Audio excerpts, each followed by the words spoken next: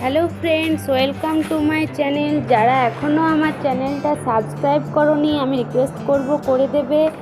তো চলো শুরু করি আজকের আলোচ্য বিষয় অপসুর ও অনুসুর। প্রথমে বলি অপসুর। অপ অর্থ দূরে এবং সুর অর্থ সূর্য, অর্থাৎ সূর্যের দূরবর্তী অবস্থান। সাধারণত অপসুর বলতে সূর্য থেকে যে কোনো গ্রহ সবচেয়ে দূরবর্তী অবস্থানকে বোঝায়। সূর্যের চারিদিকে প্রদক্ষিণকালে পৃথিবী ও সূর্যের মধ্যবর্তী দূরত্ব 4th জুলাই সবচেয়ে বেশি থাকে। এই সময় পৃথিবী থেকে সূর্যের মধ্যবর্তী দূরত্ব থাকে 15,20,00,000 কিলোমিটার।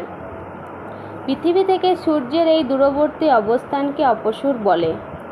এরপর আমরা বলবো অনুসুর অবস্থান। অনু অর্থ নিকট এবং সুর অর্থ সূর্য, অর্থাৎ সূর্যের নিকটবর্তী অবস্থান। সাধারণত অনুসুর বলতে সূর্য থেকে যে কোনো গ্রহ সবচেয়ে নিকটবর্তী অবস্থানকে বোঝায়।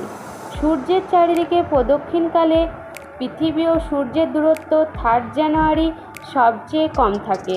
এই সময় পৃথিবী ও সূর্যের মধ্যবর্তী দূরত্ব থাকে 14,70,00,000 কিলোমিটার। পৃথিবী থেকে সূর্যের এই নিকটবর্তী অবস্থানকে অনুসুর বলে। অনুসুর হলো অপসুরের বিপরীত অবস্থান।